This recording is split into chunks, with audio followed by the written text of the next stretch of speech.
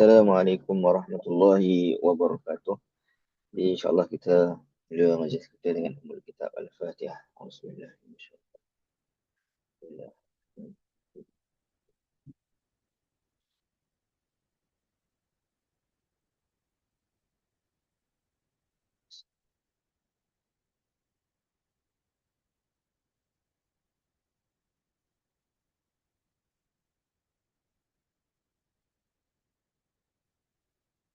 Alhamdulillah Rabbil Alamin. Wassalatu wassalamu ala ashrafil anbiya wal mursalin wa ala alihi wa sahbihi ajma'in.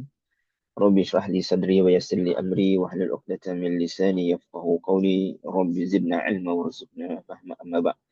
Alhamdulillah, pertama dan selamanya kita merafakkan tinggi kesyukuran kita kepada Allah Subhanahu wa taala kerana dengan limpah kurnianya pada pagi ini alhamdulillah dapat kita bertemu dalam ruangan maya ini untuk kita sambung perbincangan kita berkaitan dengan surah Al-Qamar. Dan hari ini insyaAllah kita akan masuk kepada ayat-ayat di dalam surah. Jadi kita mulakan dengan kita membaca ayat daripada surah Al-Qamar ini, daripada ayat yang pertama hingga ayat yang keempat. أعوذ بالله من الشيطان الرجيم بسم الله الرحمن الرحيم اقتربت الساعة وانشق القمر وإن يروا آية يعرضوا ويقولوا سحر مستمر وكذبوا واتبعوا أهواءهم وكل أمر مستقر ولقد جاءهم من الأنباء ما فيه مزدجر حكمة بالغة فما تغني النذر. صدق Allahul Azim. Baik, dalam pertemuan yang lalu kita dah sebutkan berkaitan dengan surah Al-Qamar ini dari sudut perbincangan ataupun kandungan yang terdapat di dalam surah Al-Qamar ni antaranya adalah berkaitan dengan satu event yang berlaku dalam sirah kehidupan Nabi SAW sepanjang dakwah Nabi SAW di Makkah, iaitulah peristiwa terbelahnya bulan. Namun saya meninggalkan beberapa persoalan yang kita akan bincangkan lanjut pada hari ini. Adakah ianya benar-benar berlaku, bagaimana ia berlaku, dan apakah sebab dan mengapakah ia berlaku. Baik, pertama sekali Allah Subhanahu wa taala berfirman iqtarabatis sa'atu wa insyaqqal qamar. Telah hampir saat, iaitu kedatangan hari kiamat dan terbelahnya bulan. Pertama, kalau kita tengok dalam ayat yang pertama ni, Allah Subhanahu wa taala menggabungkan di antara dua perkara ataupun peristiwa, iaitu kedekatan hari kiamat dan yang kedua adalah terbelahnya bulan. Baik, bila mana Allah Subhanahu wa taala sebutkan iqtaraba, ia ini merujuk kepada penggunaan perkataan itu sendiri daripada asalnya adalah qaruba, ia ini membawa makna sesuatu ataupun fi'il yang digunakan itu adalah fi'il madhi, ia ini past tense, kata kerja masa lampau, tetapi menceritakan tentang peristiwa yang akan datang. Yang ini kita memahami di dalam Al-Quran, selalu kita sebutkan bila disebutkan berkaitan dengan hari kiamat ataupun hari akhirat ini dengan past tense, bermaksud ia adalah sesuatu yang pasti berlaku, seolah-olah ia telah pun berlaku. Kerana dalam pengetahuan dalam ilmu Allah Subhanahu wa taala tidak ada maknanya had masa pengetahuannya. Sesuatu yang akan datang pun diketahui oleh Allah Subhanahu wa taala. maka ia memang benar-benar akan berlaku. Allah Subhanahu Wa Taala dengan ilmunya mana mengajarkan kepada kita melalui Al-Quran, Allamal Quran, iaitu tentang bahawa peristiwa hari kiamat itu benar-benar akan berlaku. Baik. Bahkan digunakan perkataan iqtaraba berbanding perkataan qaruba. Ini merujuk kepada ifta'ala. Ini membawa makna keadaan yang merujuk kepada dekat ataupun sangat hampir peristiwa. Bukan sekadar dekat biasa, memang betul-betul dekat dah. Cuma persoalan bila kita sebutkan tentang dekatnya kiamat. Dalam hari ini, kita berada pada tahun 1447 Hijrah. Bermakna kurang lebih dah hampir 1500 tahun daripada sejak awal Nabi SAW diutuskan menjadi Rasul. Jadi bagaimana dikatakan bahawa kiamat itu sangat dekat, sedangkan dah lama ni 1500 tahun, hampir 1500 tahun telah berlalu. So bagaimanakah yang dikatakan bahawa kiamat itu sangat dekat? Okey. Waalaikumsalam warahmatullahi wabarakatuh. Jadi kita memahami tentang kedekatan kiamat ini adalah dekatnya hari kiamat itu apabila kita nak menisbahkan waktu berlakunya kiamat dengan umur, maknanya penciptaan langit dan bumi. Jadi kalau kita tengok, ambil kalau penciptaan manusia sendiri pun ada pelbagai pandangan lah. Ini dia Adam diciptakan itu bila ataupun berapa lama jaraknya dengan kita. Ada yang kata 7,000, 10,000, bahkan ada yang kata sampai ratusan ribu. Ala kulihal, makna kita ada satu jarak yang panjang dengan Adam AS. Yang kedua, kalau kita tengok jarak dengan penciptaan langit dan bumi pula lagi jauh, yakni jutaan tahun. Jarak maknanya dengan penciptaan dengan apa yang ada di langit, bintang bilion tahun. Jadi kalau kita nisbahkan 1500 tahun dengan jutaan bilion tahun tadi, maka saat mana kehancuran alam ini bukan sekadar kita, sebab bila berlakunya kiamat bukan sekadar manusia yang dihancurkan tetapi seluruh alam. Maka penisbahan hitung masa itu adalah sangat dekat. Jadi itu cara pertama yang kita memahami dekatnya as-sa'ah. Dan perhitungan dekatnya kehancuran langit dan bumi ni, yakni hari kiamat itu adalah bertujuan untuk menyatakan, memberikan peringatan kepada manusia agar tidak terus maknanya tenggelam dengan kelalaian dan juga rasa ataupun balik bertemu dengan Allah Subhanahu Wa Taala dalam keadaan tidak bersedia menghadapi hari kiamat tersebut, ataupun balik bertemu dengan Allah Subhanahu Wa Taala. Jadi kalau kita tengok dalam surah Al-Anbiya, surah yang ke-21, pada ayat yang pertama Allah Subhanahu Wa Taala berfirman, a'udzubillahi minasyaitonirrajim, iqtaraba lin-nasi hisabuhum wa hum fi ghaflatin mu'ridun. Jadi Allah Subhanahu Wa Taala sebutkan telah hampir datangnya kepada manusia hari perhitungan amalannya, sedangkan mereka dalam keadaan lalai, fi ghaflatin, maknanya mereka tenggelam dalam keadaan lalai, tidak menghiraukan persediaan bagi menghadapinya, iaitu menghadapi hari akhirat.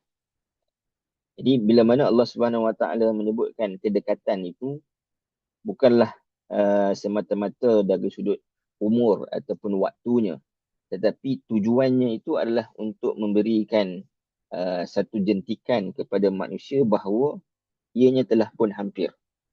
Kalau kamu kira dari sudut penisbahan masa daripada awal penciptaan dengan apa yang disebutkan oleh Allah Subhanahu Wa Taala, maka ia sebenarnya adalah waktu yang sangat hampir. Yang kedua, dekatnya hari kiamat itu ia adalah peristiwa yang besar yang akan berlaku selepas daripada peristiwa besar yang berlaku 1500 tahun yang lalu, iaitulah peristiwa turunnya Al-Quran dan peristiwa perutusan Nabi SAW. Mana turunnya Al-Quran bersama dengan perutusan Nabi SAW. Jadi yang tinggal, major event yang tinggal selepas daripada perutusan Al-Quran itu adalah berlakunya hari kiamat. Jadi menunjukkan kepada dekatnya. Dan bahkan dalam hadis Nabi SAW kita biasa dengar, Nabi SAW menyebutkan bahawa baginda dan juga perutusan baginda dan juga hari kiamat ini seperti makna dua jari. Kan? Jarak di antara dua jari. Iaitu bagaimana Nabi SAW diutuskan, dan second major event adalah berkaitan dengan hari kiamat. Jadi menunjukkan kepada kedekatan.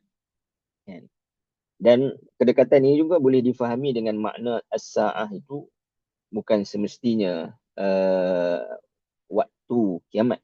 Kerana as-sa'ah sendiri membawa makna, iaitulah waktu kehancuran manusia itu sendiri, dengan maksud waktu kematiannya, ataupun bagi mereka yang mendustakan, makna waktu kehancuran mereka kerana pendustaan yang mereka lakukan terhadap para anbiya yang membawa risalah. Baik. Iqtarabatis sa'atu wa insyaqqal qamar. Ini yang kita nak bahaskan. Persoalan-persoalan yang mungkin bermain di fikiran kita, adakah bulan terbelah? Kalau benar bulan terbelah, bagaimanakah bulan itu terbelah? Dan kalau terjadi pembelahan bulan itu, mengapa Allah Subhanahu Wa Taala membelah bulan berkenaan? Okay. Gambar yang tuan-tuan dan perempuan tengok ni, gambar bulan ni adalah gambar yang terbaru bulan, yang mana diambil daripada Artemis. Kalau biasa dengar kan, berkaitan dengan apa nama satelit kan, angkasawan yang dihantar ke angkasa, kan. Ini mengambil gambar berkaitan dengan permukaan bulan. Maknanya ni antara gambar yang terbaru jugalah. Jadi apa yang dikesan pada gambar ini, kan, kalau tengok secara keseluruhannya, dia tidak ada rekahan seperti mana dakwaan sebelum ini. Kalau pernah tengok gambar-gambar sebelum ini berkaitan bulan, disebutkan maknanya pada gambar itu nampak seakan belahan, tapi belahan tu sebenarnya bukanlah belahan menunjukkan bahawa ia pernah terpisah dua ataupun terpisah dua kan, tapi belahan ataupun rekahan yang berlaku di atas permukaan bulan itu kan, adalah rekahan yang biasa berlaku, kan, bukan tanda bahawa dia pernah terbelah. Jadi persoalannya, adakah bulan ini tidak pernah terbelah? Kerana kita tengok dari sudut sains, memang tidak ada bukti bahawa bulan terbelah. So, adakah bulan itu terbelah ataupun tidak? Macam mana pandangan? Baik. Jadi kita tengok. Ini kita mesti menggabungkan di antara perbincangan yang mana didasari dengan hujah agama, maknanya dalil, dan juga hujah-hujah saintifik. Baik. Jadi kalau kita sebutkan persoalan, adakah bulan itu terbelah? Insyaqqal qamar. Ada dua jawapan. Pertama, ada yang menyebutkan bahawa ianya terbelah.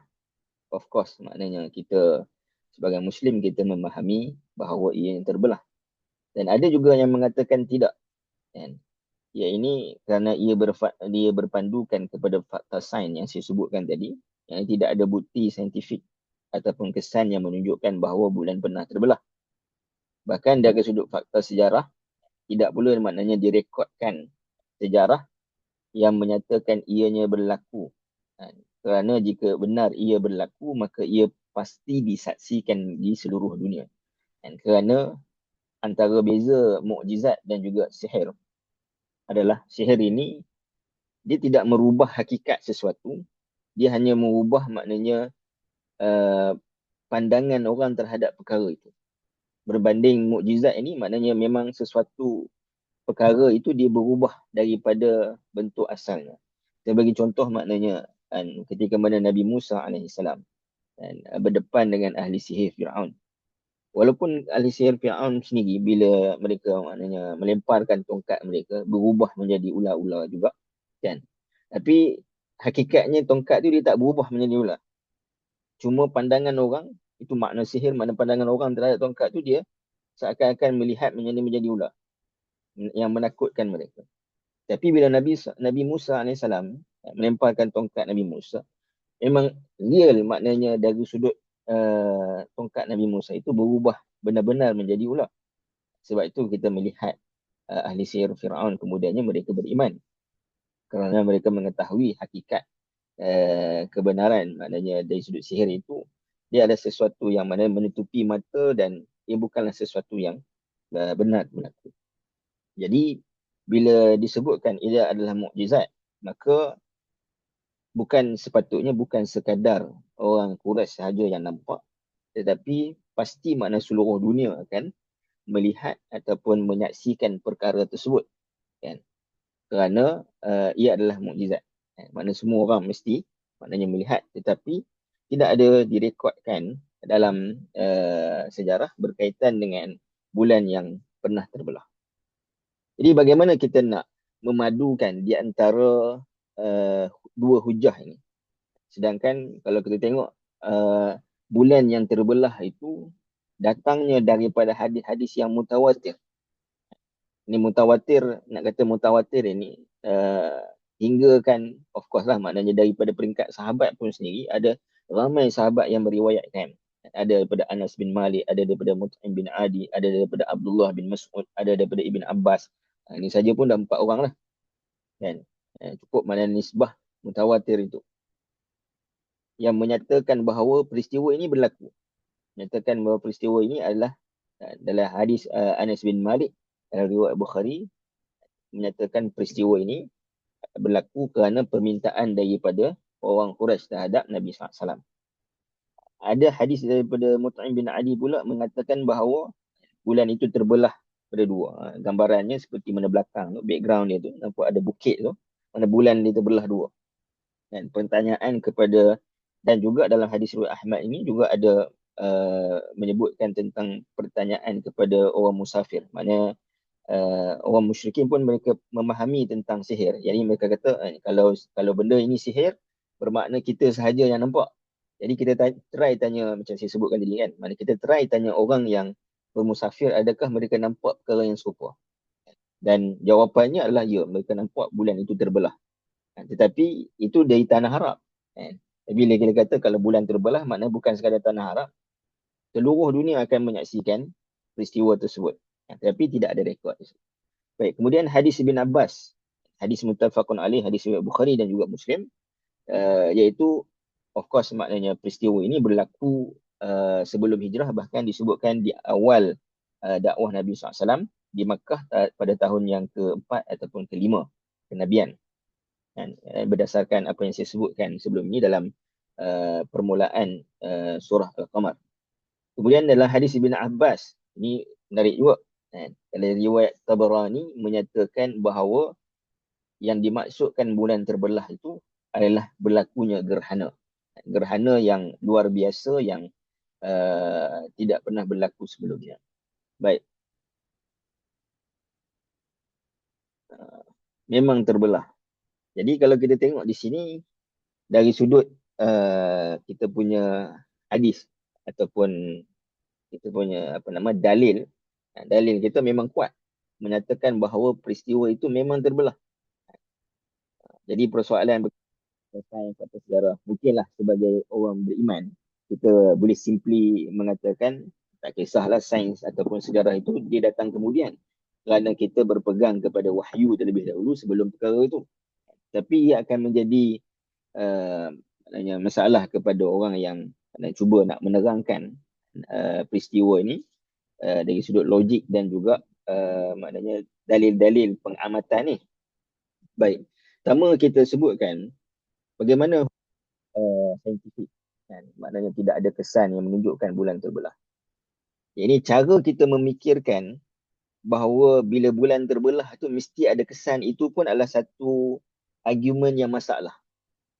Seolah-olah kita nak katakan bahawa bila Allah Subhanahu Wa Taala membelah bulan, bila bulan itu terbelah, bila ia dicantumkan, dia mesti tinggal kesan. Dia tak boleh cantum dengan sempurna. Kan? So kita nampak tak, maknanya argument tu sendiri sebenarnya masalah.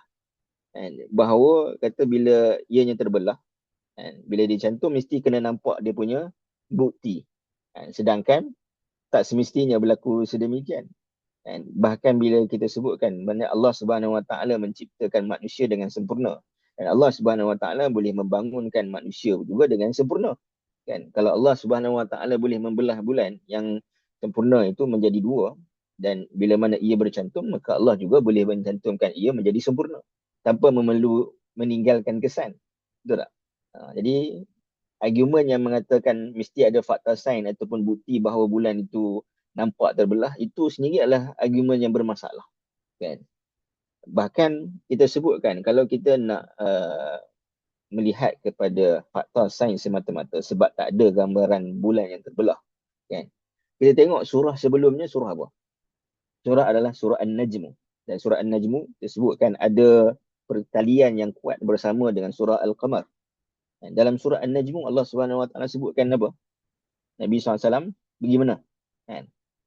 Ila sidratil muntaha. Fakta sains mana yang boleh maknanya menyebutkan tentang manusia yang boleh keluar daripada, ada boleh sampai kepada 7 tingkatan langit. Tak ada. Jadi tak ada masalah kepada kita bahawa kalau ia tak dibuktikan oleh fakta sains sekalipun, dan kerana untuk membuktikan ianya pernah berlaku dengan berlakunya rekahan, itu adalah sesuatu yang bermasalah, kan? Hujah yang bermasalah. Baik. Kalau kita sebutkan fakta sejarah, kan? Macam mana orang Arab nampak, kan? Dan orang lain daripada di tanah Arab tak nampak perkara itu sebab tak ada direkodkan. Kan? Jadi kita sebutkan memang mukjizat ni Allah Subhanahu Wa Taala boleh menjadikan ianya terlihat kepada satu kaum, tetapi tidak dilihat oleh kaum yang lain. Kerana tujuan daripada mendatangkan mukjizat itu bukan untuk kepada semua orang, tapi untuk kepada orang yang mendustakan itu, dia mengimani tentang perkara tersebut. Dan biasa berlaku di dalam Al-Quran. Allah Subhanahu Wa Taala menyebutkan ataupun mendatangkan sesuatu yang luar biasa yang hanya dilihat oleh orang yang tertentu walaupun ada orang lain yang bersama dengan. Contoh, Allah Subhanahu Wa Taala sebutkan tentang Nabi Musa. Yang mana Nabi Musa melihat api di lereng Bukit Tur dalam surah Al-Qasas dan dalam surah pelbagai surah yang lain lah. Jadi bila mana Nabi Musa dan bersama dengan ahli keluarganya ini berjalan nak bermusafir daripada Madian ke Mesir, nak balik ke Mesir semula. Apa kata Nabi Musa? Inni anastu nara. Ini aku melihat, nampak maknanya api di lereng Bukit Tur, yang disebutkan bahawa hanya Nabi Musa yang nampak api tersebut. Kan? Maknanya tak dilihat oleh ahli keluarganya. Jadi ini biasa berlaku, maknanya bila mukjizat Allah Subhanahu Wa Taala nak tunjukkan kepada seseorang, akan maknanya mukjizat yang berlaku, maka Allah Subhanahu Wa Taala membukakan hijab untuk melihat perkara tersebut yang tak dilihat oleh orang yang lain, kan? Dan ianya pun berlaku kepada maknanya Al-Quran sendiri. Yang ini dari sudut Allah Subhanahu Wa Taala, maknanya membuka seorang itu dapat melihat Al-Quran walaupun dengan ayat yang simple, yang mudah, menyebabkan dia beriman berbanding ada orang yang mendengar memahaminya tetapi dia tak mau beriman. Jadi Al-Quran itu sendiri adalah satu mukjizat. So persoalan yang pertama yang kita bahaskan, adakah bulan itu terbelah? Jawapannya adalah yes. Bulan itu adalah pernah terbelah. Baik. Yang kedua, bagaimana bulan itu terbelah? Ini masuk perbincangan yang kedua.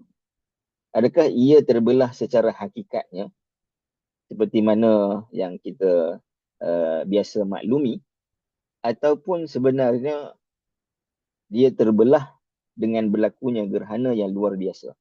Kalau kita tengok gambaran ni, gambaran di sini pun, belahan ni kan, dia ada titik tengah hitam di antara bulan ini, dan ianya boleh berlaku,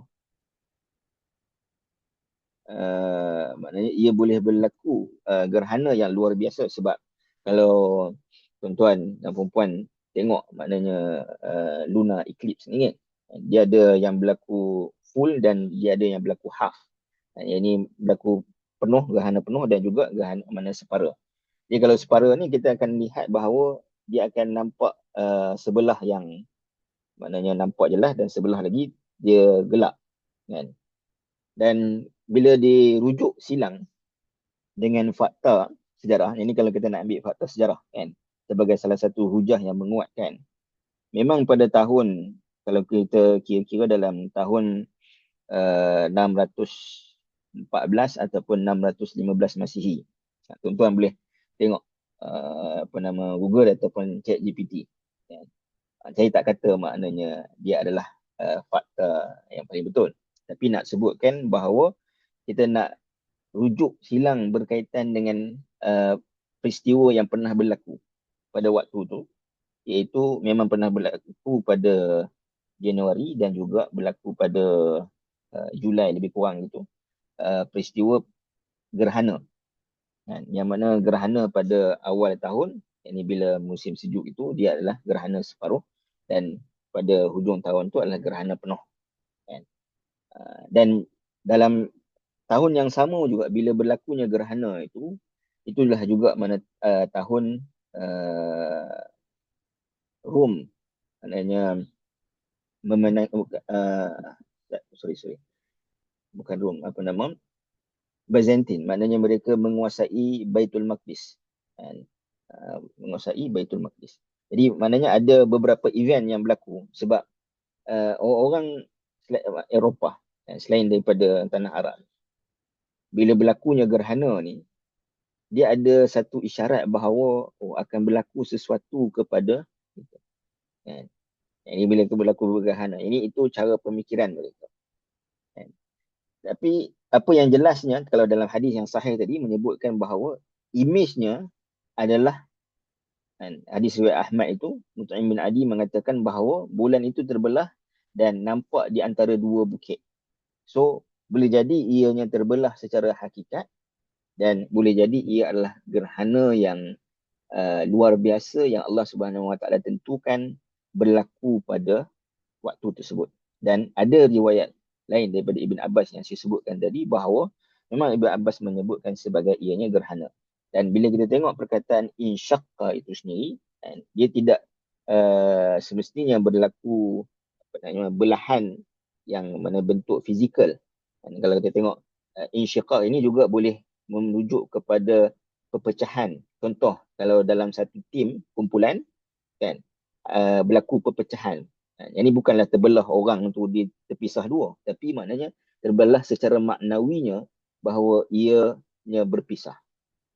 Dan ada juga membawa pisah ni maknanya betul-betul terbelah, separate. Dari sudut fizikal, satu perkara yang terbelah dari sudut fizikal. Jadi, adakah ia terbelah secara hakikat ataupun maknawi, gerhana? Ini wallahualam nak sebutkan, tetapi kedua-duanya akan menghasilkan, berdasarkan hadis, berdasarkan imej bulan yang kelihatan di antara dua bukit. Boleh jadi pada orang Arab Quraisy, maknanya Allah menjadikan maknanya pembelahan itu berlaku secara hakikat, tapi dilihat oleh orang yang lain ianya berlaku seperti mana gerhana. Boleh jadi juga. Jadi kita perkara yang ni kita tawakuf lah. Cuma daripada hadis yang kita boleh maknanya bincangkan, imejnya macam tu. Sebab nampak separuh ni dan nampak separuh lagi sebelah sini. Kenapa nampak Gua Hira di tengah-tengah? Okey. Soalan yang paling penting adalah mengapa bulan itu terbelah? Adakah bulan itu terbelah untuk menunjukkan mukjizat, salah satu mukjizat Nabi SAW yang membenarkan kerasulan, ataupun ia adalah satu bentuk penghormatan daripada Allah Subhanahu Wa Taala kepada Nabi SAW, dan penghormatan ataupun maknanya rasa lega kerana orang kata asakan orang musyrikin, tasliyah kepada Nabi SAW, dan juga tahdid, amaran kepada orang Quraisy. Okey. Jadi persoalannya ni, saya juga maknanya cenderung kepada pandangan yang kedua atas beberapa faktor. Antaranya, kalau kita melihat ayat-ayat Al-Quran menyebutkan tentang ayat Al-Quran, kalau kita tengok dari sudut yang datang kemudian, yang ini menyebutkan tentang bahawa Allah Subhanahu Wa Taala tidak memberikan sesuatu mukjizat yang seperti mana mukjizat yang diberikan oleh nabi-nabi yang terdahulu. Baik, contoh ini, perbincangan ini macam saya sebutkan minggu lepas, ada disebutkan dalam tafsir fi Zilalil Quran dan juga tafsir-tafsir klasik yang dulu pun maknanya ada perbincangan berkaitan dengan hal ini. Allah Subhanahu Wa Taala menyebutkan dalam Al-Quran, antaranya dalam suratul Isra. Allah Subhanahu Wa Taala berfirman, "Wa ma mana'ana an nursila bil ayati illa an kazzaba bihal awwalun. Wa atayna samudan naqata mubsiratan fadhalamu biha. Wa ma nursilu bil ayati illa takhwifa." Okay. Dan tiada yang menghalang kami dari menghantar turun mukjizat yang mereka minta itu. Mana orang Quraisy minta, melainkan kerana jenis mukjizat itu telah didustakan oleh kaum-kaum yang telah lalu. Maknanya tak ada halangan pun Allah nak bagi kan. Tapi Allah tahu kalau aku bagi pun mereka akan mendustakan seperti mana umat-umat yang terdahulu mendustakan. Jadi itu pemahaman. Dan di antaranya, kami telah pun memberikan kepada kaum Samud unta betina sebagai mukjizat yang menjadi keterangan yang nyata. Lalu mereka berlaku zalim kepadanya, dan biasanya kami tidak menghantar turun mukjizat itu melainkan menjadikan amaran. Maknanya Allah Subhanahu Wa Taala menyebutkan tujuan daripada kalaupun ianya berlaku mukjizat secara fizikal, kan, didatangkan mukjizat tersebut, maka ia adalah satu bentuk amaran bagi kebinasaan orang yang memintanya kalau mereka tidak beriman. Okey. Baik, kalau kita tengok lagi banyak ayat-ayat yang lain, contohnya dalam surah Al-Isra ayat 88 hingga 93. Jadi agak panjang, jadi saya tak bawakan dalam ni. Kalau kita tengok dalam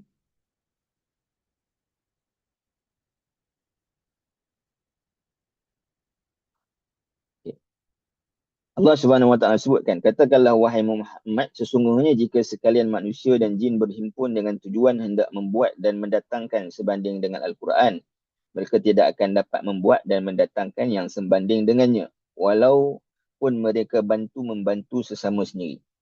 Kemudian Allah Subhanahu Wa Taala sebut, sesungguhnya kami telah menerangkan berulang kepada manusia dalam Al-Quran dengan berbagai contoh perbandingan. Dalam pada itu, kebanyakan manusia tidak mahu menerima selain daripada kekufuran.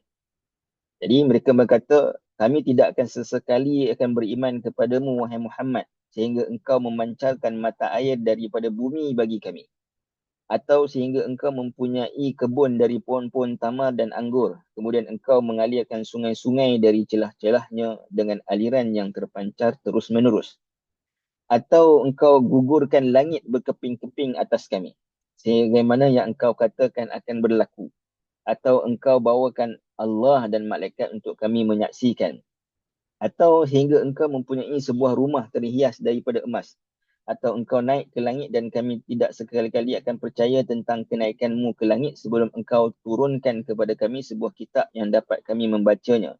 Katakanlah wahai Muhammad, Maha Suci Tuhanku, bukankah aku ini hanya seorang manusia yang menjadi rasul?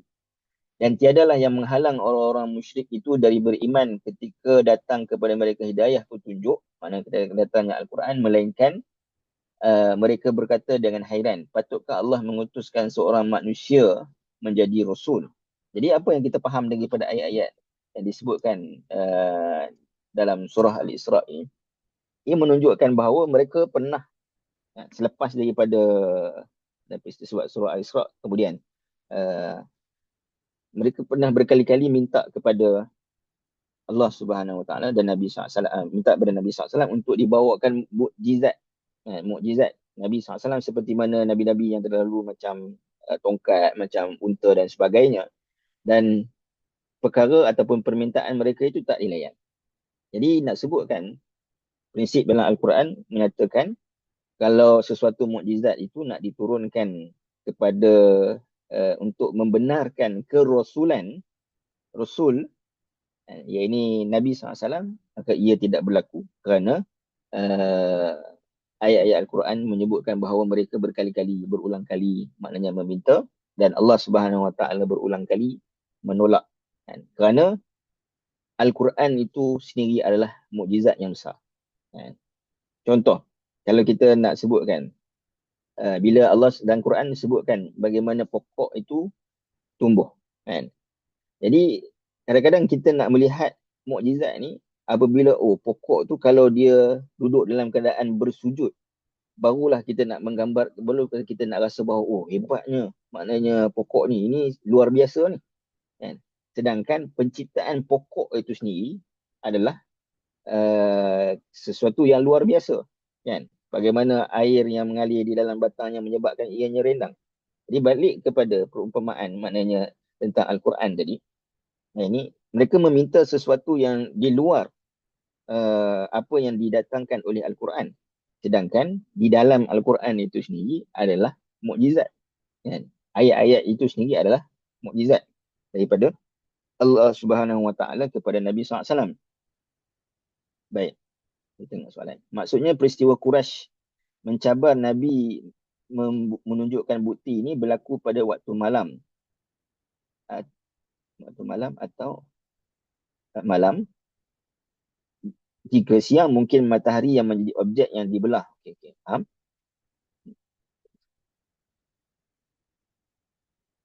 Okey. Mana waktu malam betul lah. Kalau ikutkan dalam hadis, riwayat hadis tadi, pelbagai riwayat hadis tadi yang panjang, maknanya mereka ada yang kata mereka pergi ke Mina.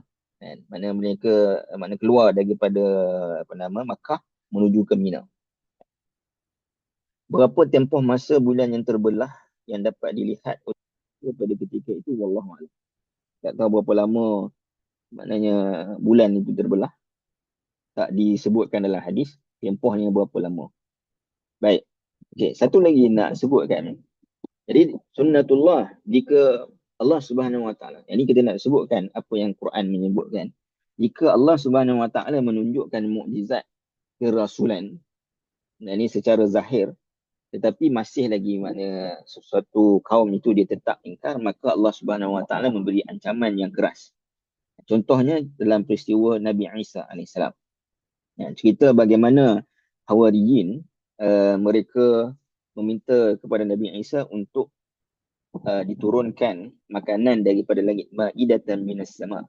Jadi ayat ni pun itu ayat yang unik, kerana ia adalah satu-satunya ayat dalam Al-Quran yang menyebutkan perkataan Aid, hari raya kan.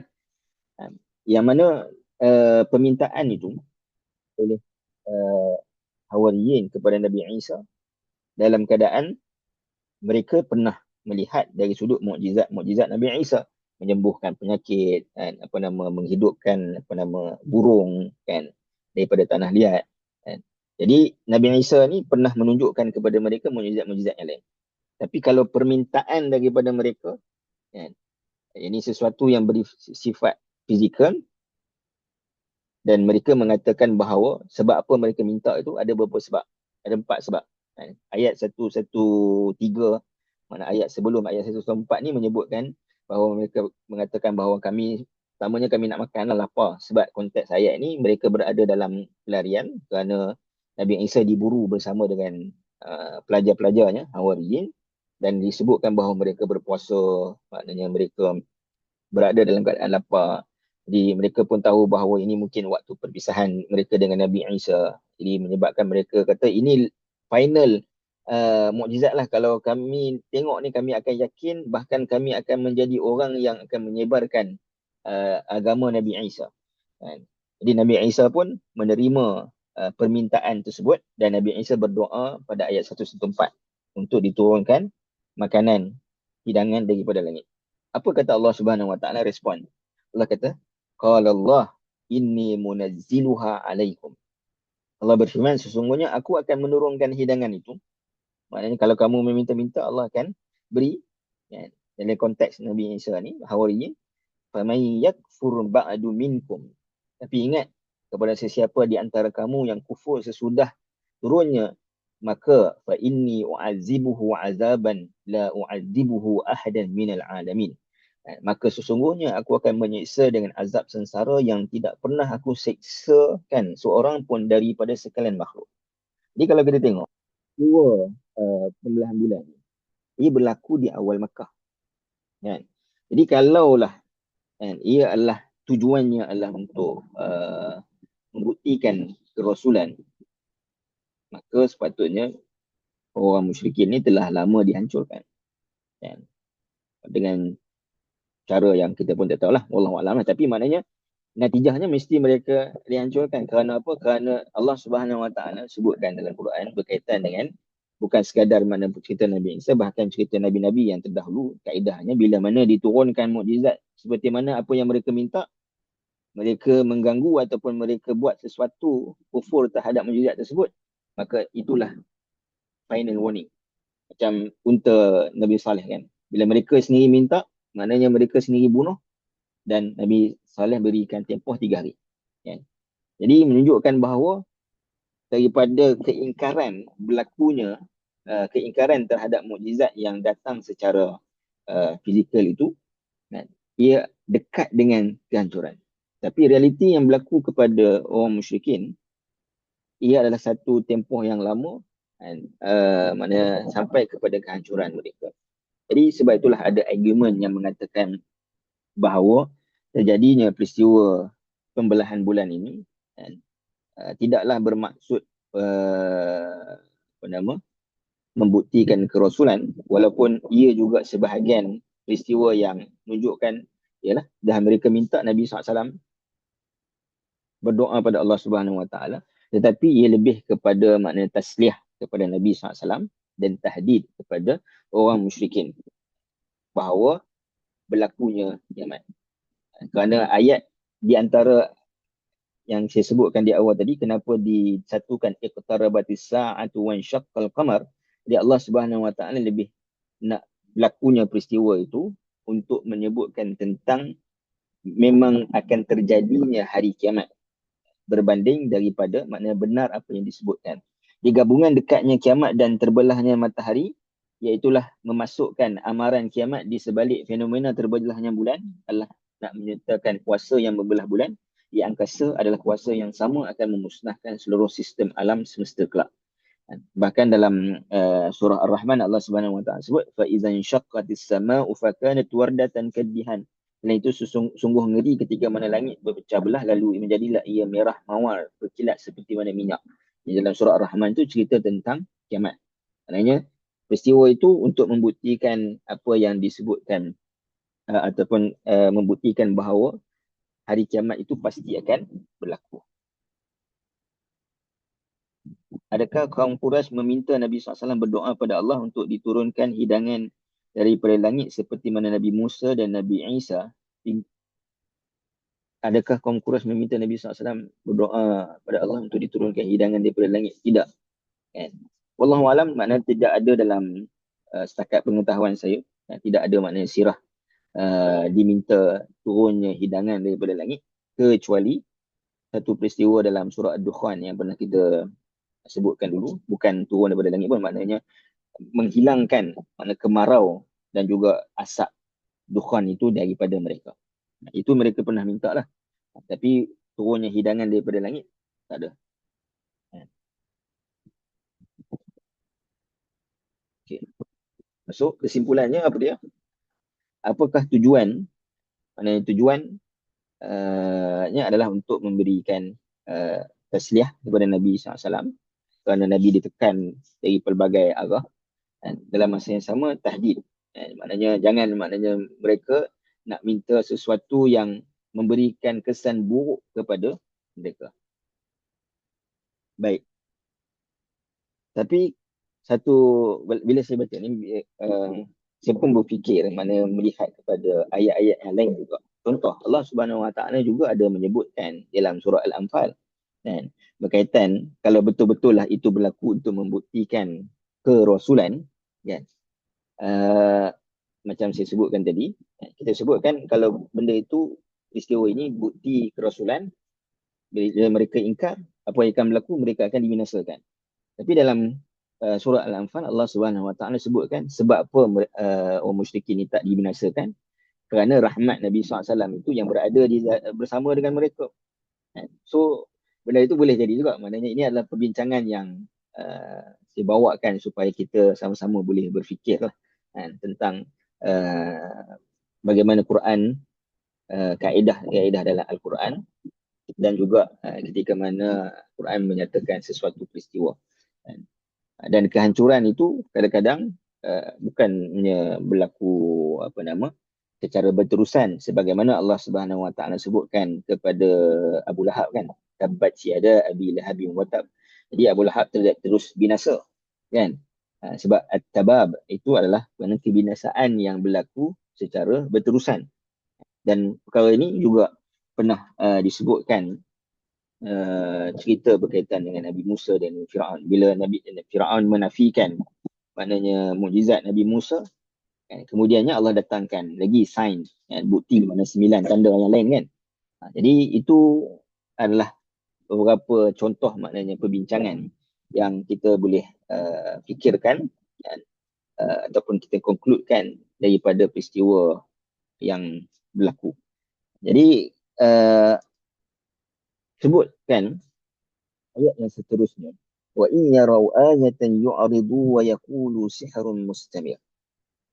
Dan kalau mereka orang musyrikin melihat sesuatu mukjizat, kerana dalam ayat yang kedua ini, kalau kita kata itu bukanlah mukjizat kerasulan, ayat yang kedua ni Allah sebutkan ayatan. Ini Allah tak sebutkan wa iyarau al-ayah. Ini tak sebutkan berkaitan dengan peristiwa pembelahan bulan. Jadi mana-mana ayat pun begitu, ayatan juga membawa makna peristiwa yang sebelumnya yang berlaku, dan ia adalah peristiwa yang besar. Kerana walaupun ia nak merujuk kepada pembelahan bulan, tetapi ia adalah satu peristiwa yang besar, maka disebutkan dengan bentuk nakirah. Sebab nakirah ini dalam Al-Quran dia tidak semestinya merujuk kepada nama umum semata-mata, tetapi ia juga merujuk kepada satu yang spesifik, tetapi nak menggambarkan pada keagungannya. Boleh faham? Contoh, saya bagi contoh lah. Kalau kita sebutkan di bawah KPT, kan, Kementerian Pendidikan Tinggi, di bawahnya terdapat universiti-universiti. Jadi kalau kita sebut universiti-universiti di bawah KPT, menunjukkan kepada mana-mana universiti. Tetapi kita nak sebutkan kuasa KPT itu, yang mana universiti-universiti semua di bawah dia. So kita nampak mana-mana universiti menunjukkan kepada umum mana-mana, tetapi kuasa yang ada di bawah KPT itu maknanya semua universiti berada di bawahnya, menunjukkan kepada keagungan dia, kan, mana kekuasaan dia. Jadi sebab tu nakirah ni dia boleh jadi maknanya menggambarkan secara umum, kan, ataupun ia juga menunjukkan kepada ta'zim, khususnya penggunaan dalam Al-Quran. Wa in yarau ayatan yu'ridu wa yaqulu sihrun mustamir. Dan kalaulah mereka melihat sesuatu mukjizat, mereka berpaling ingkar sambil berkata, sihir yang terus-menerus berlaku. Baik, sebelum saya nak masuk, maaf, kalau kita nak sebutkan tadi konklusi, apa yang kita nak sebutkan tujuan daripada pembelahan bulan ini?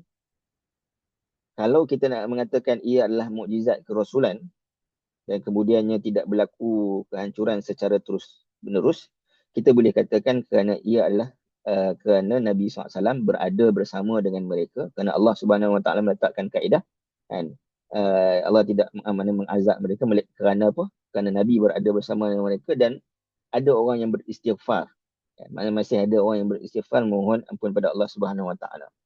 Tapi kalau kita nak memahami ia adalah sebagai tasbih kepada Nabi SAW dan juga ancaman kepada orang musyrikin, kerana kita memahami bila mana Allah Subhanahu Wa Taala mendatangkan mukjizat, maka dia akan berakhir dengan kehancuran, disebabkan ayat-ayat yang selepasnya pun menunjukkan kepada merespon mereka berpaling, kan? Maka itu juga maknanya boleh jadi satu bentuk pemahaman, kan? Maksudnya ada dua lah. Dia faham ke? Kan? Dia faham lah, insyaAllah. So, tidaklah, walaupun saya cenderung pada pandangan yang kedua tadi, tidaklah kita mengatakan bahawa pandangan itu salah. Dia ada hujah yang boleh balas juga. Dan hujah ni pun maknanya saya terfikir kemudian. Bila tengok yang kedua, tengok balik yang pertama, kan? Jadi ada hujah yang kita boleh datangkan melalui ayat-ayat Al-Quran. Baik. Balik pada ayat yang kedua ni. Wa in yarau ayatan. Apa makna yarau? Ini melihat. Ini kita tengok dalam Quran, sekurang-kurangnya ada 3 perkataan yang menunjukkan kepada melihat, dan Allah Subhanahu Wa Taala menyebutkan 3 perkataan itu dalam satu ayat dalam surah Al-A'raf. Menariknya Allah sebutkan, wa in tad'uuhum ilal huda la yasma'u wa tarahum yanzuruna ilaika wa hum la yubsirun. Iaitu maknanya ra'a, nazar dan juga basar. Yang ini ada 3 perkataan dalam satu ayat. Apa makna 3 perkataan ini untuk kita memahami lebih mendalam tentang perkataan ra'a itu sendiri? Ini yaraun ataupun ra'a adalah proses pertama, iaitulah proses untuk mengambil tahu, sama ada dengan cara melihat ataupun merenungi. Mana dia melihat sendiri perkara tersebut ataupun renung sesuatu hingga sampai kepada pandangan mata, kalau melihat mana pandangan mata, ataupun hati bagi memikirkan tentang subjek ataupun objek yang dilihat dan didengari. Jadi fokusnya adalah kepada kesedaran akan wujudnya sesuatu. Maknanya ra'a ini dia tak semestinya melihat dengan mata, tetapi dia memahami bahawa perkara itu pernah berlaku. Sebab itu Allah Subhanahu Wa Taala juga contoh yang biasa disebutkan bila mana Allah Subhanahu Wa Taala bertanya kepada Nabi SAW, ara'aital ladzi yukadzibu biddin, ataupun Allah sebutkan alam tara kaifa fa'ala rabbuka bi ashabil fil.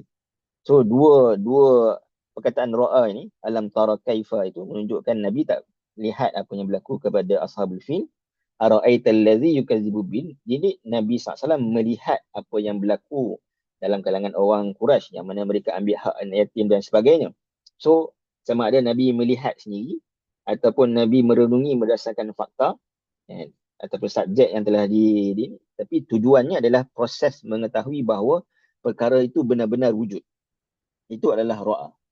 Tetapi bila mana nazar, ia lebih kepada proses menelaah dan mengamati, menggunakan keupayaan akal untuk menyelidiki sesuatu. Maknanya dia pergi kepada deep, lebih dalam, bukan sekadar apa yang zahir, tetapi di sebalik sesuatu. Kan? Kalau ra'a tadi sampai terkesan, tetapi sesuatu yang terkesan, maknanya boleh jadi ada sesuatu deep di sebalik pemahaman perkara tersebut. Dan basar adalah hasil daripada renungan dan pemahaman dengan melorong kepada kejelasan makna. Jadi ayat yang disebutkan dalam surah Al-A'raf ayat 198 itu, wa in tad'uuhum ila huda, ini Allah Subhanahu Wa Taala sebutkan ketika mana Nabi SAW mengajak mereka, ini orang musyrikin, kepada hidayah Allah Subhanahu Wa Taala, mereka tak mau mendengar. Dan Nabi SAW akan mendapati watarahum, maknanya Nabi akan sedar bahawa mereka ini yang zuruna ilai, mereka ini sebenarnya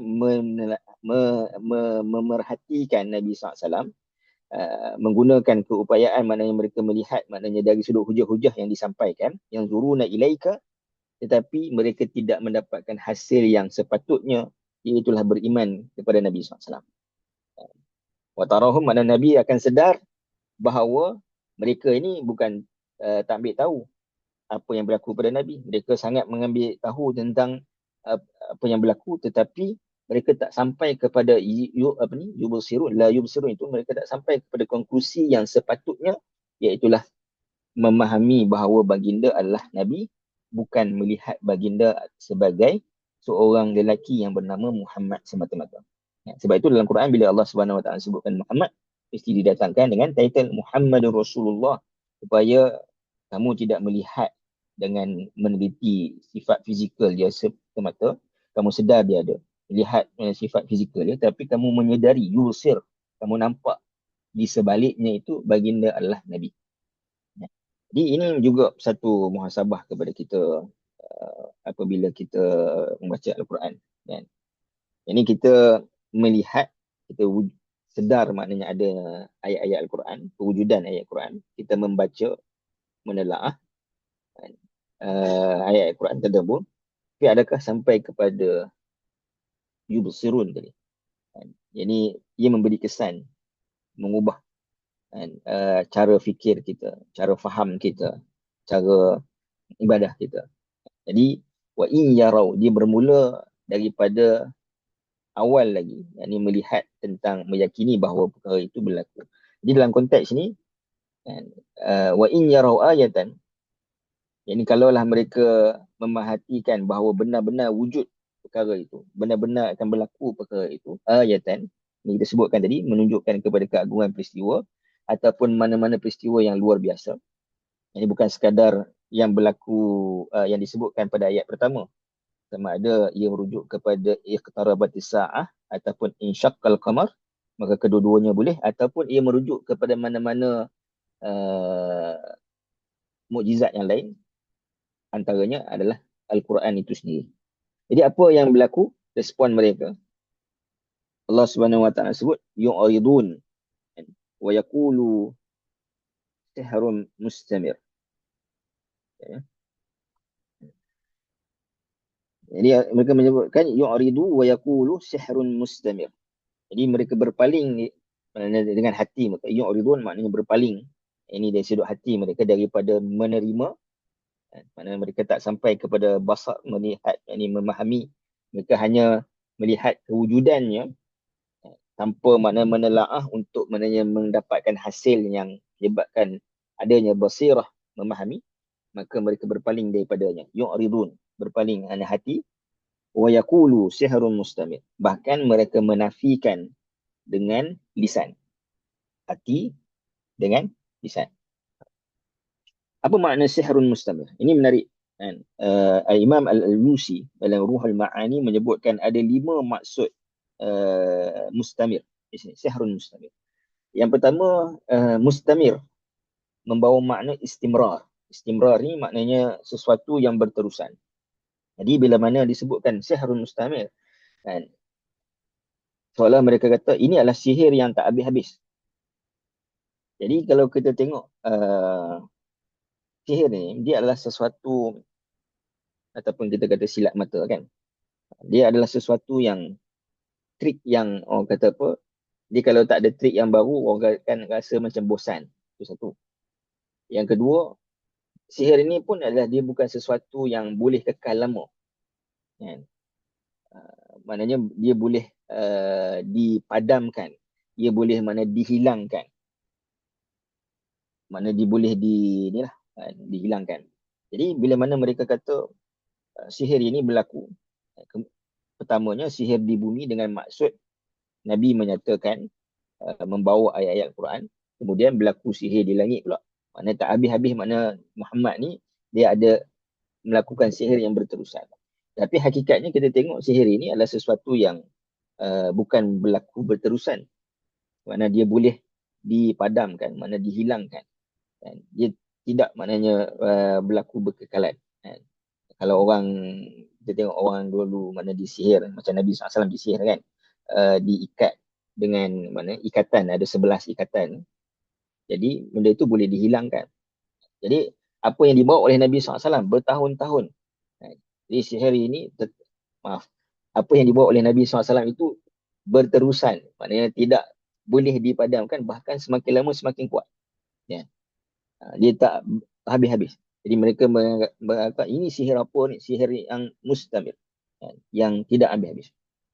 Yang kedua, zahibun, yang ini berlalu pergi.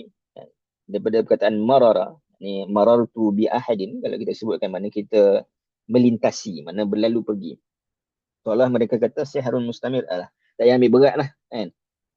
Benda ni viral sekejap je. Kan? Sihir ni berlaku, kita tak mengatakan bahawa sihir, tapi benda ni akan berlaku sekejap je. Nanti dia hilang, nanti dah hilang mana viral tu, tak ada apa lah. Kan? Apa yang diucapkan. mustamir ini juga membawa disebutkan makna daripada mirrah, iaitu dalam surah An-Najm disebutkan zu mirratin fastawa. Mirrah itu menunjukkan kepada dahsyat, kehaibahan, hebatnya. Kalau mereka kata, oh ini sesuatu yang memang manusia memang tak boleh buat ni. Sesuatu yang hebat, bukan mereka nak mengiktiraf. Tapi mereka kata, tak payah, jangan dekat dengan dia ni. Ini takut kita terkena mana sihir yang dahsyat ni menyebabkan kita jadi pelbagai perkara ataupun efek dia kepada kita. Jadi jauhinya. Ataupun makna mustabsya' iaitulah sihir ini adalah sesuatu yang menjijikkan, mustamir. Ini sihir yang menjijikkan, yang ni jangan dekatinya. Lebih kuranglah mana 3 dan 4 ni, jauhinya, dan juga jangan dekati dia, jauh daripada ni, tinggalkan dia, kan. Dan makna mustamir itu juga membawa makna yang menyerupai sebelumnya, sama seperti yang lain. Ini itu adalah satu lagi bentuk sihirnya selain daripada ayat Al-Quran, ataupun ini adalah sihir yang pernah berlaku kepada kaum-kaum yang terdahulu. Maknanya sihir yang sama bentuk, iaitulah didatangkan secara fizikal. Jadi konklusinya adalah mereka respon mereka itu adalah dengan cara berpaling dengan hati dan menafikan dengan lisan. Dan Allah Subhanahu Wa Taala sebutkan wa kadzabu wattaba'u ahwa'ahum wa kullu amrin mustaqir. Saya sebutkan secara ringkas ya. Jadi natijah daripada respon yang diberikan, jadi sebenarnya kenapa mereka respon sedemikian adalah kerana mereka nak mendustakan kebenaran dan juga nak mengikut hawa nafsu. Jadi mendustakan kebenaran tu, kebenaran apa? Mendustakan kebenaran kiamat, hatta kebenaran yang ditunjukkan, maknanya peristiwa pembelahan bulan, juga dipaling sebab apa? Makna mereka memaling daripadanya kerana menuruti hawa nafsu. Wa kullu amrin mustaqir. Ini disebutkan oleh Ar-Razi dalam Mafatihul Ghaib bahawa ada 3 makna. Yang pertama, setiap perkara itu mustaqir, maknanya berdasarkan sunnatullah, ianya perkara yang hak, iaitulah perkara yang hak ni akan mengatasi kebatilan. Ini ancaman kepada ancaman kepada musyrikin dan kelegaan kepada Nabi SAW. Kemudian kullu amri mustaqil, setiap sesuatu itu tetap dalam pengetahuan Allah kerana tiada yang sembunyi daripada pengetahuannya. Dan Nabi SAW berusaha, pendustaan mereka semuanya Allah Subhanahu Wa Taala mengetahui. Dan dalam surah Yasin kan, bila para nabi itu didustakan, para nabi itu kata apa? Qalu rabbuna ya'lam. Tuhan kami mengetahui. Walaupun kamu mendustakan, Tuhan mengetahui kamu mendustakan. Dan juga Tuhan, makna Allah Subhanahu Wa Taala mengetahui kami telah menyampaikan. Maknanya usaha para nabi, pendustaan orang yang mendustakan, tetap makna mustaqir, Allah mengetahuinya. Dan wa kullu amrin mustaqir juga adalah jawapan kepada mereka mengatakan sihir. Dan sihir itu akan berlalu pergi. Macam tadi kan, disebut zahibun, maknanya akan berlalu, jangan risaulah. Benda ni nanti akan sejuk lah. Kan? Bahkan Allah Subhanahu Wa Taala menyebutkan bahawa bukti-bukti kebenaran itu akan tetap kekal ada, dan juga akan tetap dan Quran itu sendiri akan tetap kekal hinggalah ke hari kiamat. Wallahu ta'ala alam. Perbincangan ada apa? Alhamdulillah, faham ya. Baik, kalau tak ada apa, insya-Allah aku qali hadza wa astaghfirullah li wa lakum. Yang baik kepada Allah Subhanahu Wa Taala yang Maha Pemberi sisi. Assalamualaikum warahmatullahi wabarakatuh. Waalaikumsalam. Terima kasih semua. Assalamualaikum. Allah khairan Ustaz. Terima kasih semua. Assalamualaikum.